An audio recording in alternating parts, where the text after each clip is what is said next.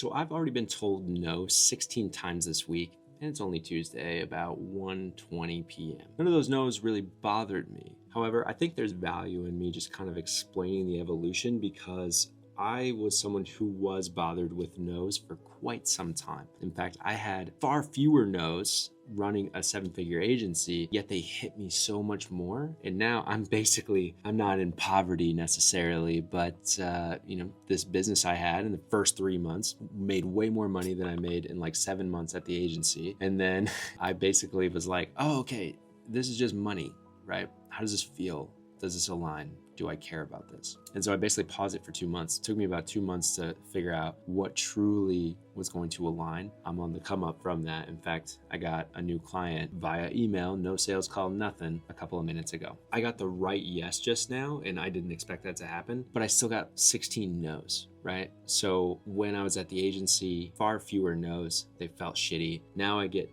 told no 5 to 10 times a day, and I'm like, all good.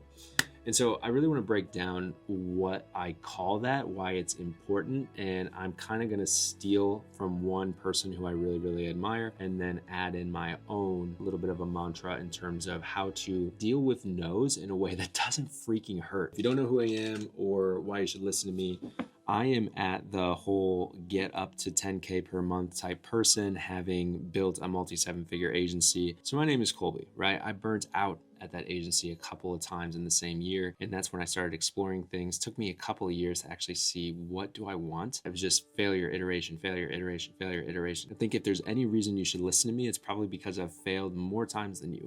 And there's value in that. Not a competition. I would encourage you to fail as much as you can. What I call basically being able to be told no, to create something, to ask for something, to make an offer, all that sort of stuff, without it affecting like your self-worth or without needing a yes, even if you don't have a ton of money right now. Because keep in mind, I'm nowhere near my money goals yet. I'm on my way to building a 50K per month profit business with just me, a virtual assistant, and a content assistant who's going to be editing this video. And that's it. To get to something that truly feels good, it's not like this overnight thing. Anybody can scale, anybody can build a funnel, all that sort of stuff. Anybody can build a skill. It's not so easy to build a skill and then constantly question if it aligns. So I question alignment every day, all the time. And it wasn't until I discovered with or without you energy. I call it wowie energy, which I am stealing from a man named Daniel Priestley, who, if you haven't checked him out, let's throw his photo up here on the screen, is probably the most important entrepreneur you've never heard of. One of his favorite concepts I heard in a podcast and in his book Oversubscribed is with or without you energy. And I apply this energy to everything in the business, and it is quite literally what's transformed my mindset from, oh my gosh, I'm on the sales call, I only have a couple of sales calls this week, I really need to get this sale, I really need to move forward and strive towards my goals. I'll do whatever it takes to convince them to get the sale, and onwards and upwards we move, right? With or without you energy is the exact opposite of that. Because the person who is stuck in the sales call or posts a piece of content and hoping it gets all the likes and engagement and all that kind of stuff, or that it goes viral, that is removing yourself from the reason to do it at all. The only reason you're doing it is because of the result it gives you. Whereas with or without you energy, the key component of that is that you're doing it because it just feels like the right thing to do. So every single thing I do in my business now is not something I ever tie a result to, which I know seems odd, but to give you a perfect example, today I was going to put on, a simple workshop for my clients in my community autonomy club to tell them that, hey, if you can just onboard people like a top 5% person, you will keep people for years. You will turn 5-figure clients into 6-figure clients. And that is data backed, because I quite literally had served over 1,000 marketing clients, and I looked back at all the data, and it wasn't the results, it wasn't my individual skills, it wasn't the price point, it was, did we nail the first 30 days, and more specifically the first 21 days. And so, because I give them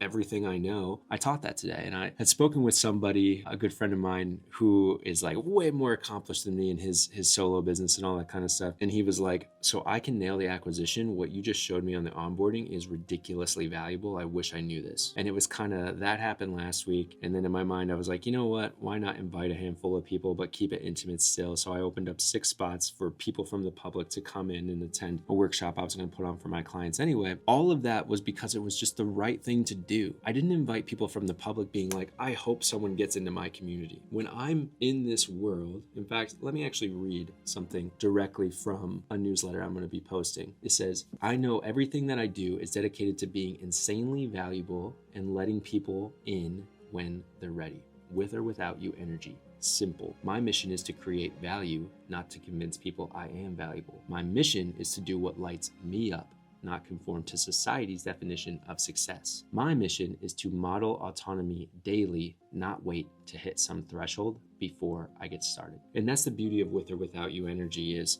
that final point is it kind of ties into when I hit this dollar amount, then I can be free. When I hit this amount of audience size, then I can sell without fear. When I get this amount of reps under my belt, then I can not be a fraud. With or without you energy eliminates all of that. For this workshop, I sent probably 18 invites out to people for 6 spots. Not everybody said yes. Most people said no. 6 people did say yes. 4 of them showed up. 1 of them just became a client. I did it because I genuinely believe you can create a 6-figure client if you nail onboarding.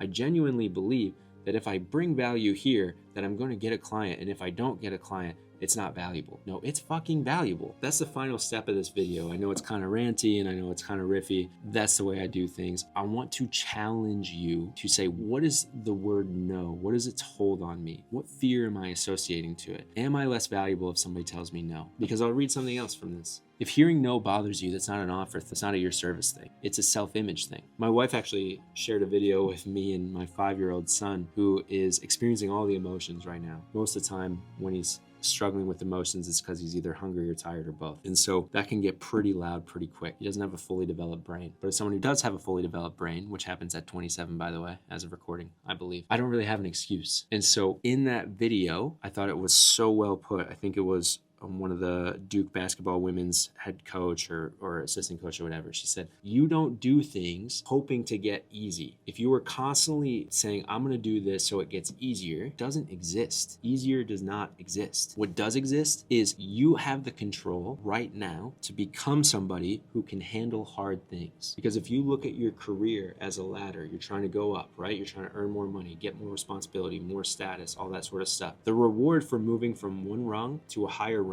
is to look like an idiot again. And yeah, there might be more money, and yeah, there might be a little bit more adoration and all that sort of stuff, but to actually execute what you need to execute, you're stupid all over again. If you are the person who accidentally goes this way, having never learned how to handle hard stuff, it will always feel hard. It never gets easier. When I was in my 20s and had no money, I thought it would get easier when I got money in my 30s. Well, no, I had kids. It got harder. I have more bills now than ever. I have more responsibility now than ever. I look back on my 20s and being like, you let a little bit less money stop you from having experiences? I don't live life with regret. It's just that acknowledgement. But the reward for good work is harder work. The reward for great work is more harder work. It never gets easier. With or without you energy, I think, is one of the foundation stones of helping you become a person who can handle hard stuff. The yes or the no doesn't factor in at all. The likes and the shares doesn't factor in at all. The money and the status doesn't factor in at all. You do it because it's the right thing to do. And so if you don't think you're capable of this, that is a self-image issue.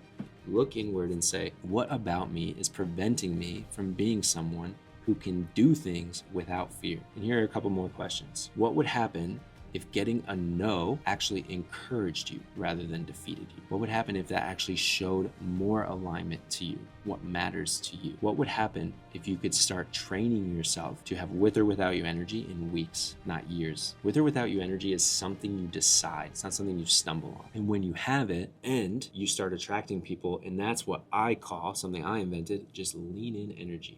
All I do every day is show up with the mission of being valuable in a way that aligns with what I believe and where I'm trying to go. I ask myself the question every day, who do you want to be? And then I just go take an aligned action with that person. I don't have a crystal clear format of who I want to be. I just know I want to be the person who trusts himself and helps the most people along the way. And I know to trust myself, I need with or without you energy, not attaching my self-worth to external things, only caring about what I believe in here so that I can lean in every time I create something. And you know what's amazing about it? The more you lean into who you are, who you want to be, your values, your beliefs, what you have to say that's unique to you, the more you attract people. I don't run ads. I don't send cold DMs. People come into my sphere, and it's pretty early on because I am doubling down on me every single day. And if you can do that, if you can be patient enough, most people aren't even patient enough to wait 2 months like I did of asking those questions and discovering one little bit at a time. If you can just